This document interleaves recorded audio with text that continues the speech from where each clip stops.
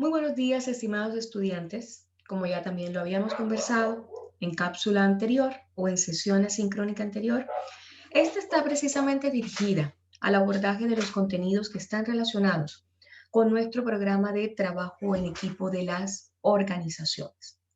En razón de ello, hoy vamos a hablar sobre los elementos que debe tener un líder considerado como tal y cuáles son aquellos tipos de liderazgo. En razón de ello, igualmente recuerden ustedes que tenemos dos unidades y cada unidad está compuesta por tres subtemas. Ya hemos abordado cuáles son aquellas etapas de formación de los equipos de trabajo, que siempre el conflicto es en una medida justa y necesaria. ¿Para qué? Para que dé paso precisamente a la resolución del mismo y pasemos o nos transformemos de ser un pseudo equipo de trabajo a ser un verdadero equipo de trabajo y construir trabajo en equipo.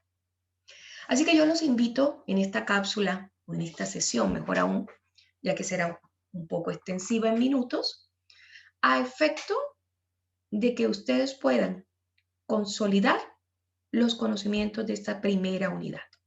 Recuerden que vamos a tener una suerte de invitadas. Hasta el momento solo nos permanece el género femenino, que les irá construyendo, fortaleciendo, robusteciendo a través de las diferentes experiencias la mirada de lo que deben ser los verdaderos equipos de trabajo con un trabajo en equipo exitoso. Así que vamos a compartir pantalla. Voy a detener el vídeo inicialmente para darle igualmente potencia a la voz. Y aquí estamos. Muy bien. ¿Qué elementos debe o tiene que tener un líder como tal? Y ese va a ser precisamente el foco en el cual nos vamos a incluir el día de hoy.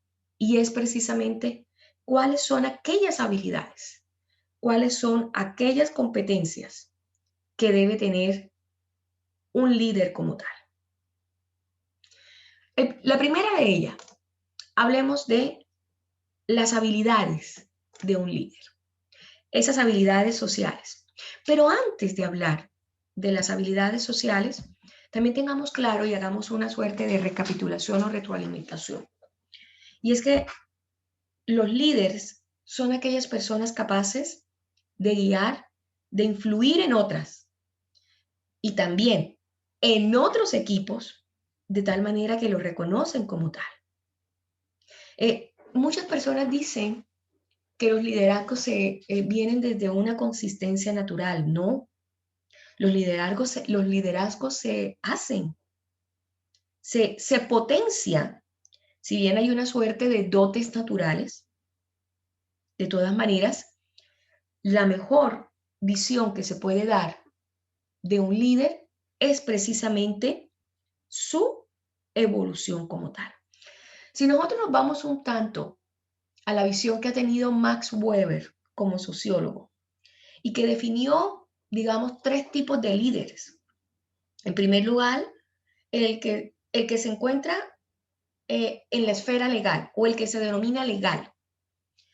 Este tipo de líderes particularmente siempre acceden a su rol mediante una suerte de actividades de orden electivo o de elección popular, el que es elegido particularmente por otras personas y claramente se identifican como lo que se ha llamado, según Max Weber, como líderes políticos. El segundo líder o el segundo tipo de líder es el que llama el líder tradicional. Y eso obtiene su rol gracias a una herencia, a una tradición jurídica o a una costumbre. Un ejemplo de este tipo de liderazgos son los reyes, son las monarquías constitucionales. Y el tercero es el que se denomina el carismático.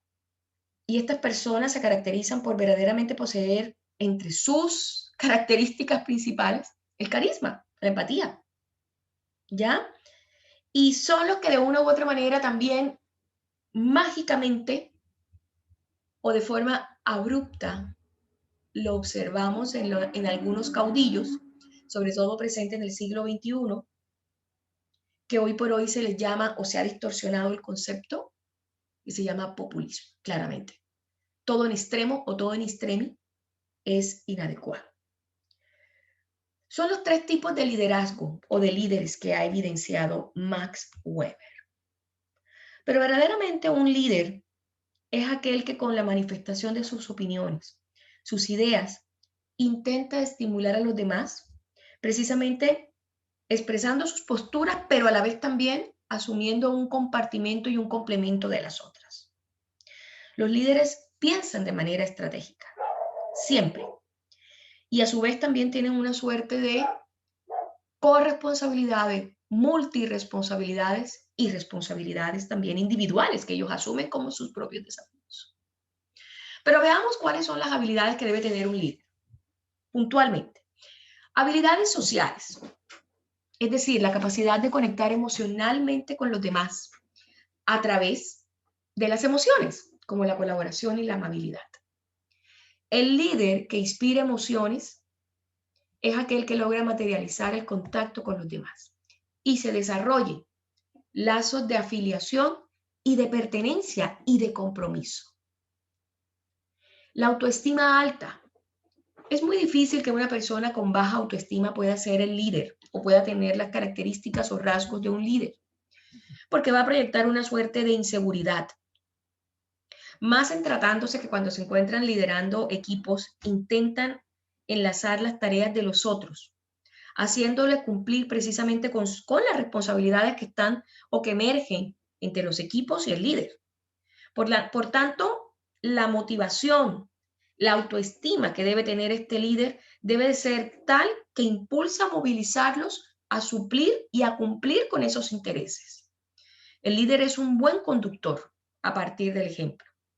Y esta característica le va a permitir obtener el respeto de los demás. Por tanto, si proyecta inseguridad, claramente va a generar una suerte de desestabilidades en el equipo de trabajo. El líder debe creer en sí, saber quién eres y cuáles son tus prioridades. La empatía personal debe escuchar, la escucha activa hacia las otras personas. Debe ofrecer lo mejor de sí mismo para mantener el respeto de la opinión ajena. La comunicación es asertiva o efectiva, tanto que lo hemos visto en nuestras anteriores cátedras de sello institucional. Un líder ético es aquel que cree en el poder de la palabra como medio para transformar la realidad empresarial.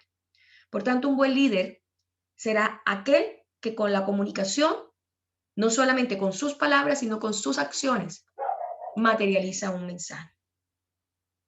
Los líderes, recuerden ustedes que se caracterizan por surgir en los momentos que realmente son necesarios. Por otro lado, siempre van a intentar superarse constantemente, lo que les va a permitir crecer en diversos aspectos, pero también crecer hacia su equipo de trabajo. Y otra cualidad que también se transforma en habilidad que tienen los líderes es la capacidad de acción, que no solo se dedica a guiar y articular el trabajo y actividades de los demás, sino también a trabajar por su cuenta propia, pero en una acción sinérgica de evidenciar cuáles son las fortalezas y debilidades de su equipo de trabajo. Y que de una u otra manera con ello va a obtener mejores resultados. ¿Para qué? Para actuar como mediador en el momento de un conflicto. Siempre las disparidades o las diferencias van a estar presentes. El líder tiene que tener la posibilidad de darle alcance y solución. Como ya lo hemos reiterado, el carisma. Carisma es una habilidad emocional que deben tener los líderes, que va obviamente conectada con una suerte de comportamiento ético. Debe ser mentor. Es una persona que tiene ganas de enseñar a sus trabajadores, a sus colaboradores, mejor aún. Aportar la sabiduría a la formación de nuevas generaciones. Por eso el líder es un gestor de emociones, es un comunicador, es un creativo, es un íntegro para que pueda ¿qué? Llegar a la conformación de un buen equipo. Aquí tenemos las distintas diferencias entre un líder y un jefe. que de una u otra manera nos hacen tomar la plena conciencia que aun cuando sea el jefe, no tiene las características de un líder. Las razones de motivar a nuestros empleados es una de las características fundamentales que debe tener un líder.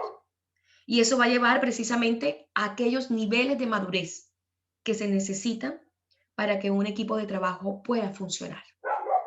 De las acciones de su líder se van a ver, por supuesto, reflejadas en los equipos de trabajo como tal. Bueno, vamos a compartir otra diapositiva en la cual nos convoca saber exactamente cuáles son los tipos de liderazgo. Y simple, esos tipos de liderazgo devienen precisamente de la impronta del líder como tal. Por ello, veamos cuáles tenemos. Liderazgos buenos, liderazgos malos. Qué interesante contenido. ¿Qué tipo de liderazgo, qué tipo de líder queremos ser? Hay muchos tipos. Tenemos el liderazgo democrático, el autocrático, el laissez-faire, que es el que estamos evidenciando aquí en este momento, que es el que solo interviene cuando es necesario y con la menor cantidad de control posible. Es el liderazgo autocrático. Estamos dentro de roles más bien operativos. Los supervisores toman decisiones y fijan las directrices sin la participación del equipo. Por tanto, la concentración del poder replica o reposa en el líder. Y claramente aquí no se logra evidenciar un liderazgo positivo necesario, porque solamente tiene un ejercicio de carácter unidireccional, el del líder. Estamos hablando de la postura de subordinados, empleados, versus líder. No se trata de ello. El liderazgo democrático, habitualmente llamado liderazgo participativo, se caracteriza por crear entusiasmo, empatía, carisma entre los colaboradores. Prioriza la participación de aquellos, de tal forma que las opiniones de ellos son tenidos en cuenta. Pero claramente la decisión reposa en el líder o en la esfera superior. El liderazgo transnacional, aquel que se basa en las transacciones, los contratos, procesos de intercambio entre líderes y seguidores. Un liderazgo transnacional son los influencers. Los seguidores reciben premios por el desempeño y el líder se beneficia porque ellos cumplen con las tareas. Los influencers proyectan una suerte de liderazgo transnacional. ¿Por qué razón? Porque ellos presentan, muestran a través de sus diferentes impulsos creativos e innovadores, empáticos y carismáticos, una suerte de productos, guías, orientadoras como tal. Y a su vez, se recauda precisamente por parte de aquellos patrocinadores o auspiciadores o seguidores la misma réplica de comportamiento, pero en el plano productivo. Y por ello reciben también premios y distinciones. El liderazgo transformacional. Los líderes transformadores emplean niveles altos de comunicación para conseguir los objetivos. Pero lo más importante es que aportan una visión de cambio a sus colaboradores. Porque tratan de tener una visión compartida y transversal. Y tratan de ser partícipes de las decisiones que se toman a sus colaboradores. Tenemos la bibliografía que de una u otra manera nos transporta o nos traslada a buscar más fuentes de liderazgo. Para ello también permítanme dejar un poco el compartimento de la pantalla. Ahí vamos a ver. Y volvemos nuevamente al vídeo a través precisamente de lo que debe ser un líder. De cuáles son los requisitos que deben tener un líder. Tenemos una expositora que yo quiero también proyectar y es precisamente la doctora Jericó, presidenta consultora de Viapo, una de las grandes líderes en España, y que creo que les puede ser útil para entender, construir qué es un líder verdaderamente. Vamos a ver si tenemos el éxito de la presentación.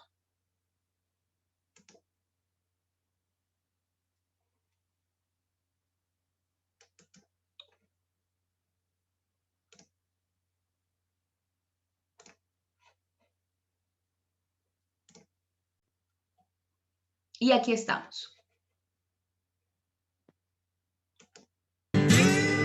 Taller de empresa con Pilar Jericó, autora de éxito, con libros publicados en 6 idiomas, conferenciante, consultora, profesora de escuelas de negocios, doctora en organización de empresas y, en fin, una persona admirable que sabe un montón sobre liderazgo en cualquier esfera de la vida. Bienvenida, muchas gracias. Muchas gracias por la invitación. ¿Qué es el liderazgo? Wow, es un tema apasionante, ¿verdad? El liderazgo es una característica que podemos tener cualquier persona y que lo hace precisamente los seguidores. ¿Quién hacen al líder? Los seguidores. Y un líder es aquella persona que tiene precisamente gente que le acompaña en un propósito, en un objetivo y tiene seguidores. Es decir, el líder no tiene por qué ser necesariamente el jefe. En una pandilla de amigos también hay un líder, que es el que tiene seguidores y por lo tanto tiene influencia. Ajá. Y eso lo deciden los demás, ¿no? ¿No lo decide el propio líder? ¿O? Es ahí está. Ajá. Esto lo decían ya se decía hace miles de años, cuando se hablaba, se diferenciaba entre la autoritas y la potestas, ¿no? La potestas, la jerarquía, ¿no? Los títulos. En cambio, la autoritas es la influencia. Y ahí podemos hablar en familias, quién es el líder de una familia, en amigos y en la empresa, por supuesto, ¿no? ¿Y puede ser un líder, un narcisista? Es complicado, porque el narcisismo lo que ocurre es que miras hacia ti, solo pones como objetivo a ti mismo, ¿no? Entonces un líder tiene un aspecto importante de generosidad. Si no se le seguiría. A corto plazo podría seguírsele, pero a medio y largo plazo no. O sea, un líder al final está al servicio de las personas, que es en los nuevos conceptos de liderazgo, ¿no? Claro, porque aquel juego que había cuando éramos pequeños de quedarse encima, ¿no? Encima, un líder no es el que se queda encima del que tiene, ¿no? Sino el que sabe entender qué es lo que necesitan los demás y es capaz de facilitárselo, ¿no? De alguna manera, o facilitar el camino para que cada uno consiga lo que quiere, ¿no? Efectivamente, un líder crea contextos donde a las personas les apetece estar y les apetece dar lo mejor de sí mismas. Eso es lo importantísimo. O sea, un líder crea contextos, es decir, crea ambientes de trabajo, crea entornos amigables, crea un espacio donde la gente quiere dar lo mejor de sí en ese espacio, en ese lugar. Por lo tanto, el liderazgo crea contextos y para eso hace falta generar buenas conversaciones. Hace falta hacer sentir importante a la gente, hacer sentir útil y sobre todo marcar un objetivo. Y por supuesto ser ejemplo. Un líder que hable muy bien pero que luego haga algo bien distinto no es un líder, porque no hay coherencia. Claro, o sea, tiene que ser coherente. ¿Y puede tener miedo un líder? Bueno, no solo puede, sino que va a tener. Claro. El miedo es inherente al ser humano. El miedo está en nuestro cerebro. Y cualquier persona que además quiera que le vaya bien la vida necesita miedo. Pasa que hay dos tipos de miedo, un miedo sano y un miedo tóxico. El sano es la prudencia, que todos tenemos que tener. Y el tóxico es aquel que lo que hace es que anula a la otra persona. Cuando estás en un exceso de control, cuando vas al detalle del superdetalle. Cuando haces todo eso es cuando estás vaciando, cuando no estás desarrollando el talento de tu equipo o de las personas que te rodean. Cuando un líder utiliza el miedo, este miedo como fórmula de gestión, ya no es un líder.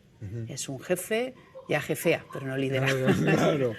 ¿Y soledad? ¿Tiene que aprender a convivir con la soledad un líder? Sí, de hecho, el liderazgo, a veces tenemos que tomar decisiones difíciles. Un líder tiene que tomar decisiones difíciles porque un líder tiene que velar, o debería velar en el mundo de las organizaciones, por la sostenibilidad a largo plazo. Entonces eso te obliga a tomar decisiones que a veces no son tan entendidas, pero son necesarias. Y eso te lleva a la soledad. Por eso se habla de la soledad del liderazgo. Y es verdad que para poder gestionar dicha soledad necesitas gestionarla tú primero contigo mismo. Por eso el líder ha de entender que muchas veces vamos a encontrarnos solos, pero bueno, forma parte del ser liderazgo, ¿no? Del propio Incluso de la naturaleza humana, ¿no? Siempre vas Sí. en algún momento a estar solo, ¿no? Sí, y es positivo, de verdad que es positivo, porque además la soledad te permite conectar ideas nuevas, te permite ser creativo, te permite tomar distancia. Por lo tanto, aquel líder que no tenga espacios para sí mismo, para cuidarse a sí mismo, importantísimo, y para tomar ese silencio, para estar con él o con ella, no va a encontrar buenas soluciones, no va a ser capaz de encontrar esa vía buena para poder transformar, ¿no? ¿Y hay diferencias de género a la hora de lidiar con una cosa y con otra, con la soledad y con los miedos? Las diferencias de género existen, claro que existen, y yo creo que esa es la maravilla de la diversidad y del líder que integra, ¿no? Sí que hay distintos estilos. De hecho, hay varios estudios sobre cómo somos las mujeres liderando distinto a los hombres. Hay distintos estudios, ¿no? Hay algunos que, por ejemplo, hablan precisamente del aspecto emocional. El aspecto emocional que la mujer, bueno, pues por nuestras características de nuestro cerebro, tenemos más capacidad de identificar emociones. Eso nos hace una inteligencia emocional en algunos aspectos muy evolucionada y muy interesante. El hombre, por supuesto, evidentemente tiene otras peculiaridades interesantísimas, y lo interesante, como decía, o lo que se ha de buscar es precisamente los entornos donde haya diversidad, donde podamos aprovechar las ventajas y los puntos fuertes de cada una de nuestras formas de ser, ¿no? Pero Nelson Mandela, lo decíamos al comienzo de la presentación del programa, ¿no? Le dijo una vez a Federico Mayor Zaragoza que era muy optimista sobre el futuro. Estaban hablando de eso, ¿no? Y le dijo que era tan optimista sobre el futuro porque veía imparable, ¿no?, el ascenso de la mujer en las responsabilidades sociales en general, y que iban a llegar a lo más alto, ¿no? Entonces él decía que veía por eso el mundo como un lugar más pacífico. ¿Tú crees que eso es así? Bueno, cuando se estudia, de hecho, cuando te vas a la neurociencia y analizas el impacto de la compasión, por ejemplo, quiénes somos más compasivos, o quienes han cometido más delitos o menos delitos, se ve que la mujer, en términos generales, comete menos delitos, delitos graves incluso, que el hombre. Hay un aspecto más compasivo. Y eso, de alguna forma, está imbricado en nuestra naturaleza, ¿no? El hombre también, algunos hombres, por supuesto, también. Entonces, eso va a transformar, y eso está transformando precisamente el concepto de las empresas. Las empresas lideradas, donde hay más fuerza de mujeres, hay estudios, incluso hay estudios interesantísimos de startups, como velan más por el medio y largo plazo, por ejemplo, no asumen tales riesgos fortísimos porque hay más prudencia. El estilo de dirección de una mujer, en esa inteligencia emocional, también hay una prudencia mayor a tomar determinadas decisiones. Y de hecho se ha llegado a decir que la crisis que hemos pasado se hubiera podido ralentizar un poco si algunas decisiones hubieran sido tomadas por mujeres, porque no arriesgamos tanto en determinadas cosas, miramos más al medio y largo plazo, hay una previsión mucho más fuerte, ¿no? ¿Y eso por qué será? Bueno, hay un aspecto, cuando analizamos la ciencia, cuando vamos a la neurociencia, por ejemplo, se investigan cosas curiosas, ¿no? Una de ellas es el habla en la mujer, nuestro cerebro en el habla ocupa más espacio que en el hombre. Vamos, ¿no? Claro, bueno, es que tiene una explicación desde el punto de vista evolutivo, ¿no? Si los chicos se iban a cazar, los cazadores recolectores iban a tirar jabalinas o pedradas, ¿no?, a los mamuts o lo que fuera, las chicas se quedaban atrás para cuidar a los críos, ¿no? Y hablaban entre ellas. Exactamente. Eso, ¿no? Y tiene también otra peculiaridad que se ve en los primates, fíjate, en los primates. Bueno, en los humanos, las mujeres, se dice, sobre todo en la época de la adolescencia, que una chica habla de 2 a 3 veces más que un chico en la adolescencia, ¿no? Interesante, ¿no? Eso tiene que ver con nuestra parte del cerebro y también con todas las hormonas, los estrógenos por un lado o la testosterona por otro. Pero fíjate, se estudian los primates, ¿no?, los monos.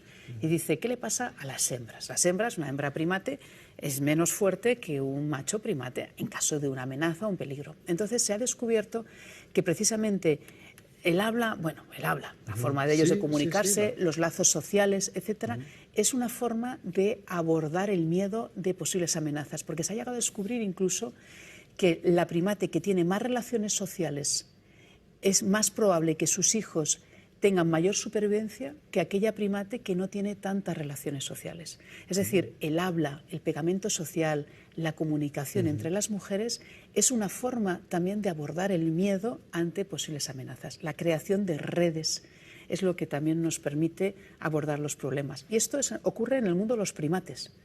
También se traslada entre nosotros, ¿no? Entre nosotros, en los humanos, exactamente. Y tú dirías, ¿por qué no hacemos un poco de perspectiva? ¿Cómo va a ser esto, ¿no? Cuando las chicas lleguéis más arriba de lo que habéis llegado todavía, proporcionalmente, ¿no? Sí. ¿Cómo va a ser? Mira, yo lo estoy viendo por una de mis empresas de consultoría, VIAP, cuando trabajamos con empresas que ha habido un cambio en la dirección de la compañía, fundamentalmente por hombres, pero más que por hombres diríamos por un estilo masculino antiguo, más que hombres, porque también hay mujeres, cuidado, también hay mujeres muy antiguas. Eso, es verdad que hablamos siempre de porcentajes, son es. porcentajes, ¿no? Entonces hemos observado que cuando cambia el comité de dirección, donde ha sido fundamentalmente dirigido por hombres estilo antiguo a mujeres, ostras, ¿qué ocurre? Más humanos, hay una mayor mirada al otro. Hay una comprensión, por ejemplo, del equilibrio vida personal-profesional. Hay menos tiempo, se pierde menos tiempo en cosas banales. Hay una mayor eficacia y eficiencia en el sentido de que queremos salir antes. Entonces, y se cuida mucho ese ambiente de trabajo desde esa cercanía. Esa es la experiencia que nosotros tenemos. Es verdad que hay hombres que tienen un estilo de dirección que es extraordinario. No hay ningún líder perfecto, eso por supuestísimo. Y que crean esos ambientes de trabajo también. Pero en términos generales, y como esto siempre es un tema de porcentajes, lo hemos visto estadísticas, más, ¿no? lo hemos visto más en mujeres. Y empresas muy conocidas de este país, cuando cambian la dirección, cambia la forma de ser gestionadas las personas dentro de la casa. ¿Y estamos mejorando? ¿Qué podemos hacer para mejorar más a prisa? Bueno, pues yo propondría, varios temas. Uno, la formación en las mujeres. Fíjate que es curioso. Nosotras tenemos a veces miedo a decir no, a no agradar. Ese es un miedo más femenino que masculino. Los hombres tienen otro tipo de miedo. Sí, es verdad. A los chicos no nos importa decir que no. En general, ¿no? Sí. A las mujeres nos cuesta más. Entonces, insistir en la formación del talento femenino. Eso es muy importante para saber qué es lo que tú quieres, qué es lo que aspiras a tener, dónde quieres ir tu carrera profesional, saber que tienes que decir no y generar un networking con una finalidad de negocio, no con la finalidad que son de la manera natural. Nosotras hablamos, a veces llegamos a unos niveles de intimidad mucho más rápido que un hombre, ¿no? Pero desde una mirada más de negocio. Y esa formación es importante. Por otro lado, la formación también al hombre. No podemos excluir de la ecuación al hombre, en absoluto. Esta revolución es una revolución que nos beneficia a hombres y a mujeres. Eso no podemos excluir al hombre, porque el precio a veces se paga en casa. Y esto no podemos hacerlo. Y tercer punto, importantísimo, es la educación. La educación desde la infancia. Desde la infancia.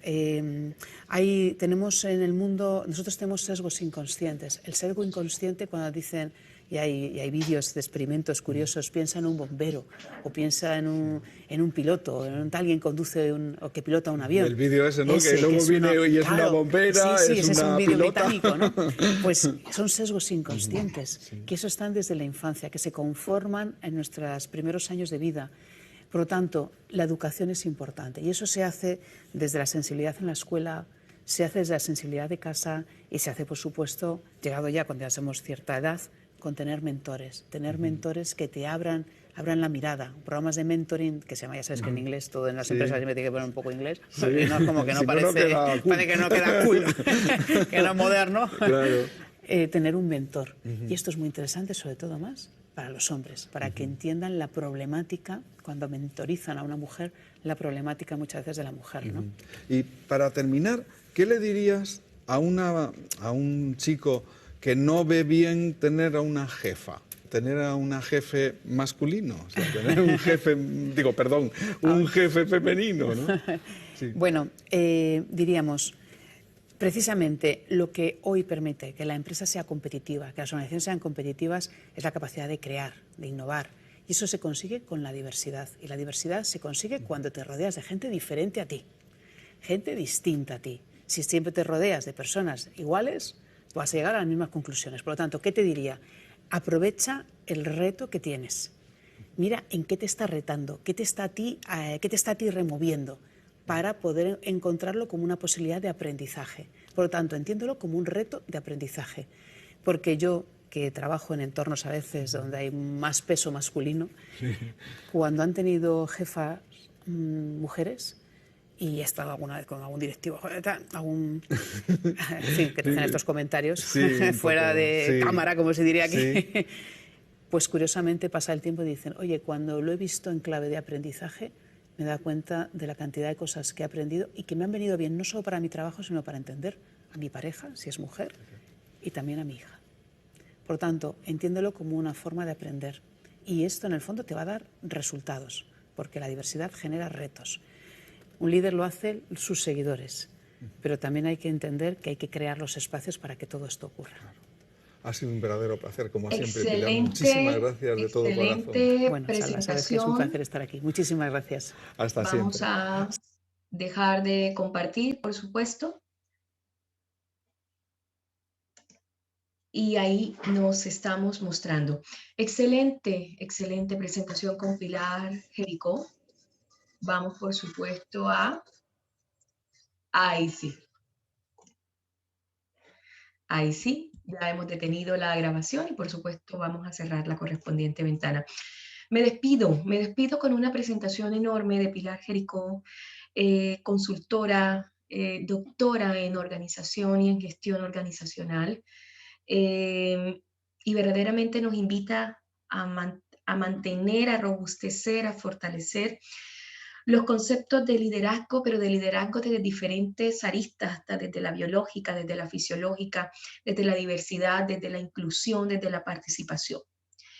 Y con esta cápsula, que yo pretendía como cerrar un poco con este broche de oro, cerramos el contenido temático de la unidad número 1, y por supuesto dando también cabida a la participación de las diferentes conferencistas que tenemos invitadas para que nos aporten con sus diferentes experiencias en los ámbitos de ejercicio de ellas. Un gran saludo para todos. Espero verlos pronto. Hasta luego.